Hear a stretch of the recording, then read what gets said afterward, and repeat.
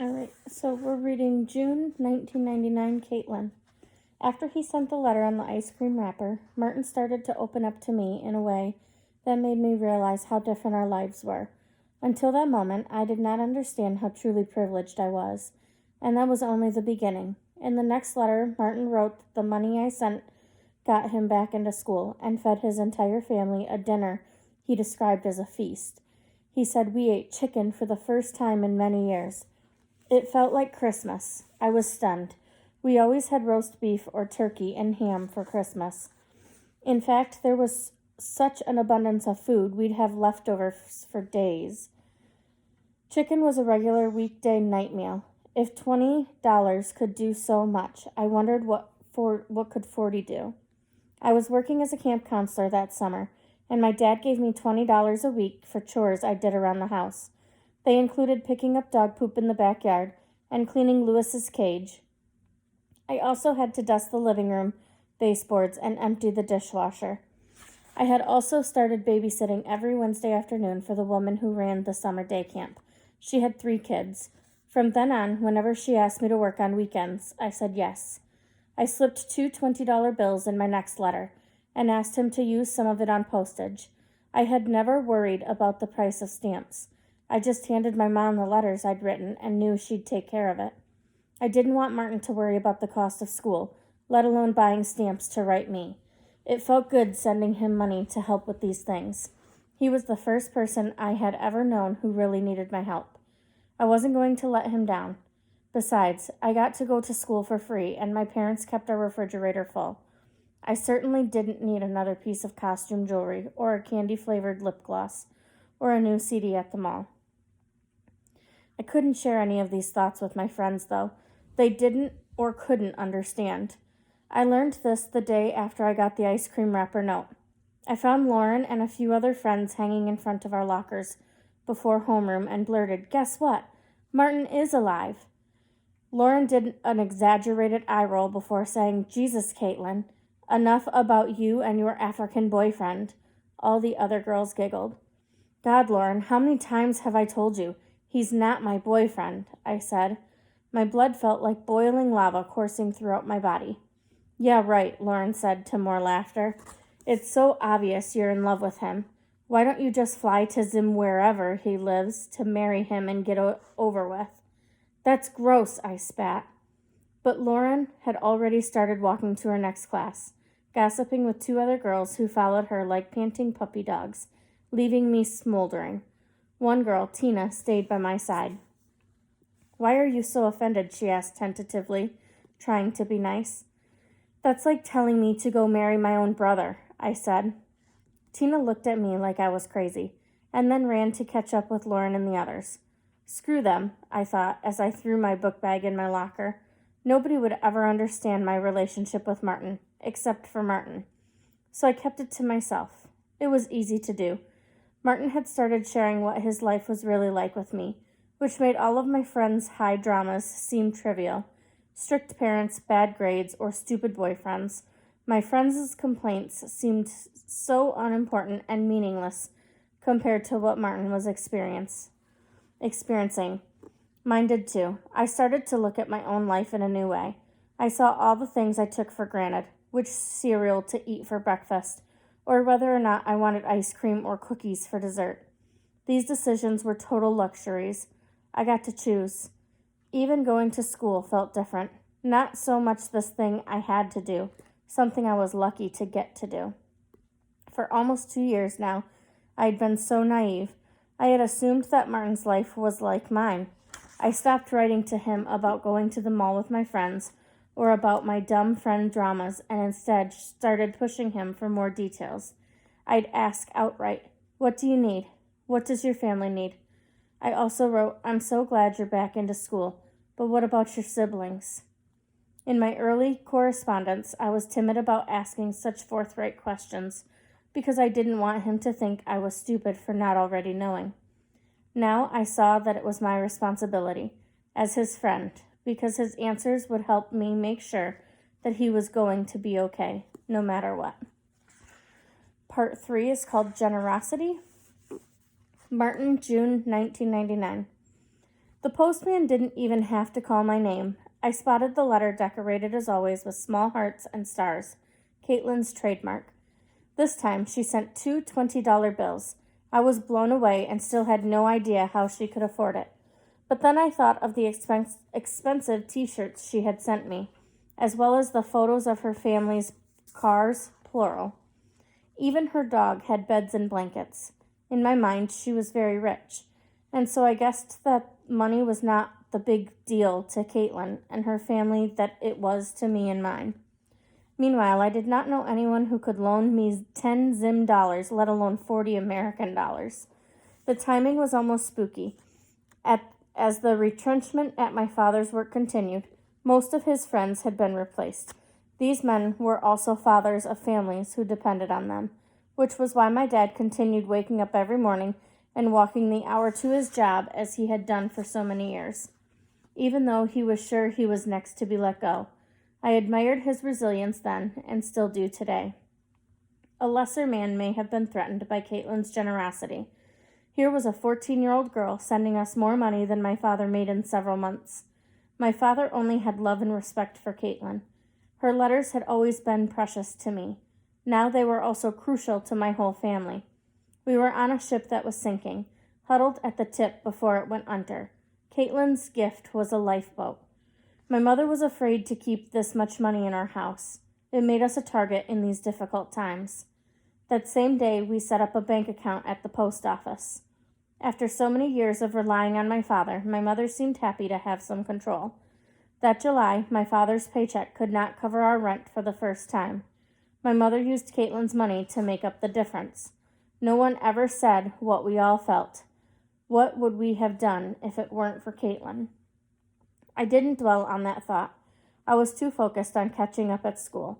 I had 9 classes. Mathematics, accounts, biology, computer science, and physical science were easy.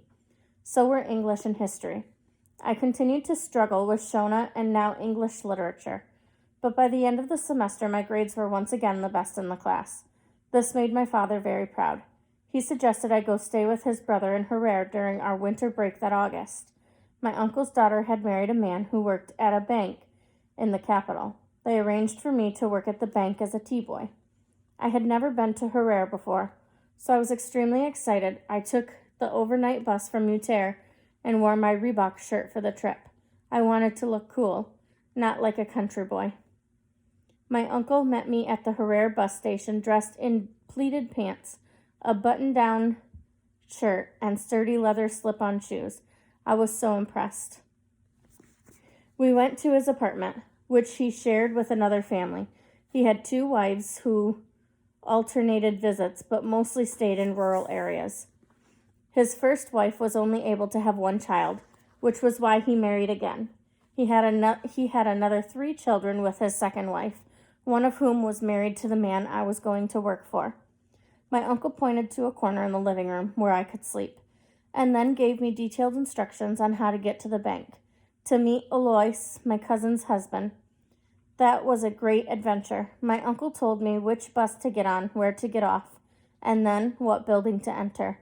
Thank goodness, I would have gotten lost otherwise.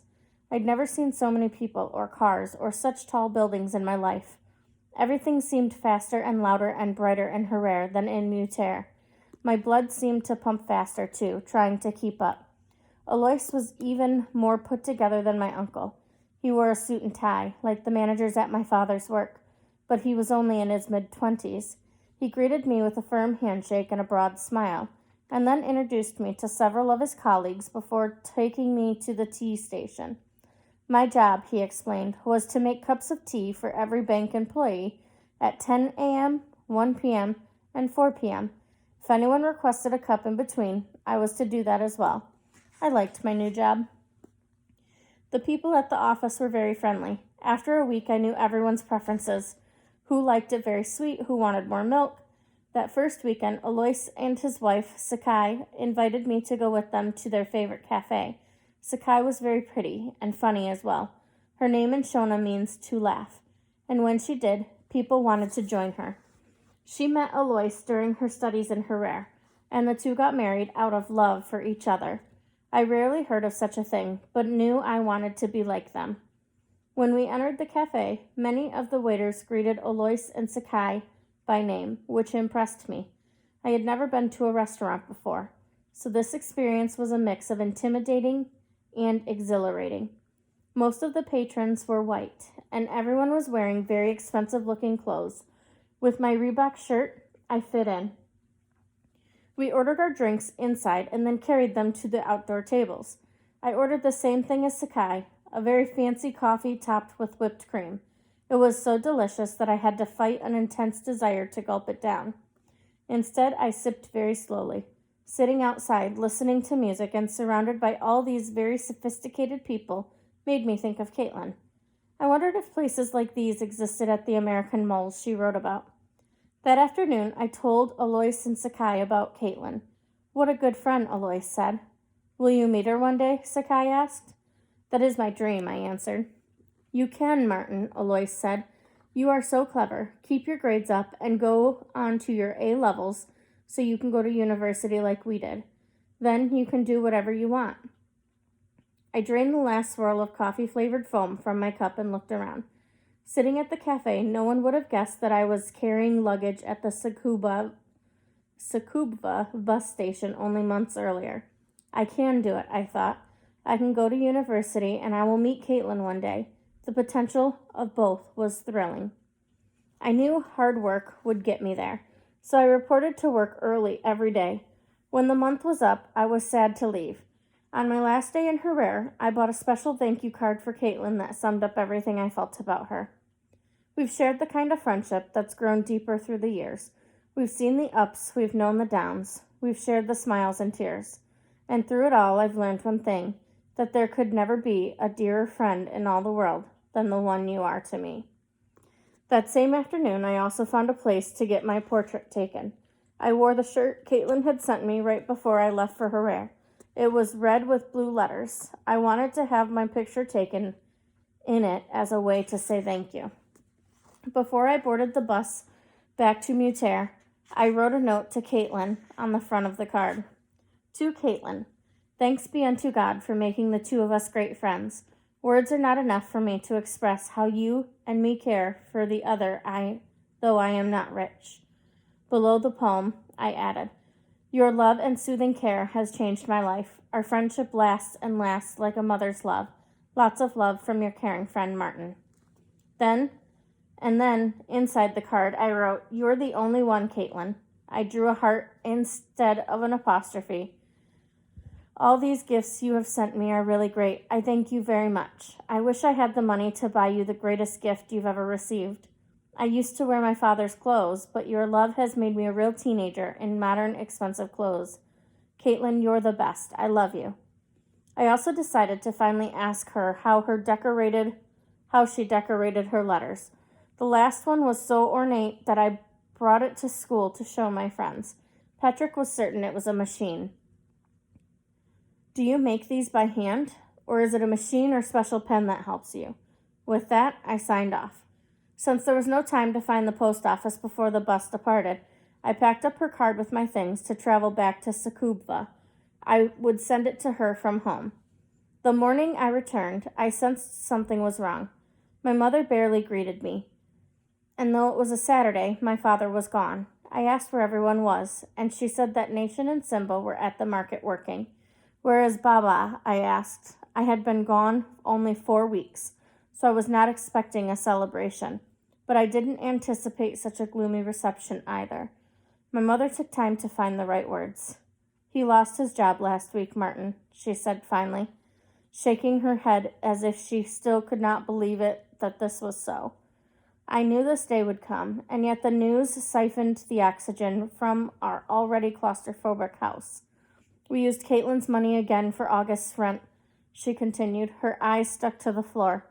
Then she looked up at me, and I could see how painful it was for her to share the news. We need it for September, too. Now I understood why she was so upset. Without any income, how could we pay our rent in the months to come?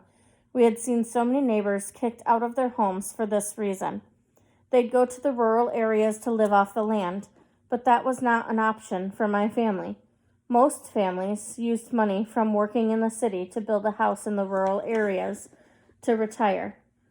My father had never gotten to that level, so we had nothing to go back on.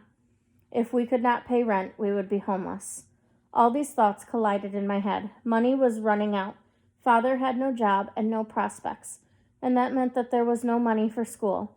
I was starting the last semester at my Form 3 in 2 days. It will be okay, Ma, I lied. I had no idea how. I needed air and room to think. As I walked down the path to the main road, I brainstormed ways to stay in school. Every single solution ended with Caitlin. On Monday morning, I retrieved Caitlin's last letter and brought it to school with me, along with the money I had saved from working in Herrera as a down payment.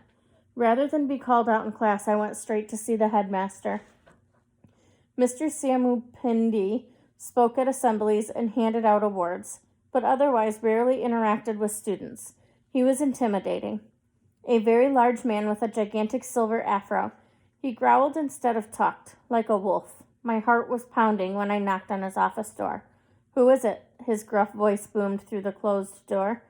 "Martin Gonda, sir," I shouted through the door. "I have a request." "Come in," he bellowed. I opened the door and saw him sitting at his desk, which was covered with piles of paperwork. I had to wave my hand in front of my eyes to clear a patch in the fog of cigarette smoke that filled the room. Mr.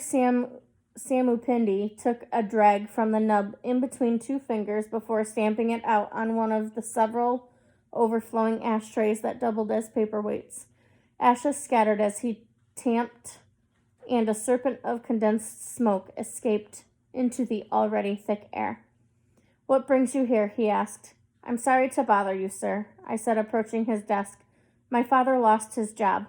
Mr. Samupindi lit another cigarette. "I don't have all my fees today," I explained, placing 52 Zimbabwean dollars on his desk. The cost had risen due to inflation and was now $800 per semester versus $550. This was not even 10%. "Here's my down payment, and I have an American friend who will cover the rest." The headmaster didn't flinch, or smile, or react in any way. It was as if I was talking to a statue. "I promise you, I will have the entire fee in a few weeks," I said, next handing him Caitlin's letters as proof. She sent me $40 in June, sir," I explained. "This won't be a problem." The headmaster read through Caitlin's letter before agreeing to a month-long grace period. Things had gotten so bad that even the schools had to be lenient. They needed money. Emboldened by this good news, I also asked if I could use the one computer that the school possessed to write Caitlin the request that day. This was a very serious request I was about to make. I wanted to type it to reflect that. He agreed. After my last class, I went back to the main office and told the secretary that Mr. Samupindi had given me permission to use the computer. She was already expecting me.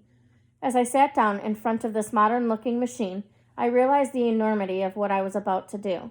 Asking my best friend to pay for my schooling seemed preposterous. With no other options, I started typing slowly with my two pointed fingers. September 8, 1999. Dear Caitlin, Hi. I was very happy to receive a letter from you. Thanks very much. How is the Keystone State? I am okay down here in Africa. We were on a school holiday from August 5th to September 6th. I enjoyed it a lot. I went to our capital city, Herrera, where I was working as a T-boy at a certain company. Funny. In Zimbabwe, right now, we are in summer, and it is very hot. Sometimes we go swimming in rivers since we only have one public pool, which is very expensive to use. Caitlin, I love you very much. You have really changed my life through giving me clothes and other nice, expensive gifts. Now I stand as a counted person in my community. My parents have never supported me like that. Thanks very much. I wrote about Zimbabwean music and asked if she had ever heard of Thomas Mamfumo.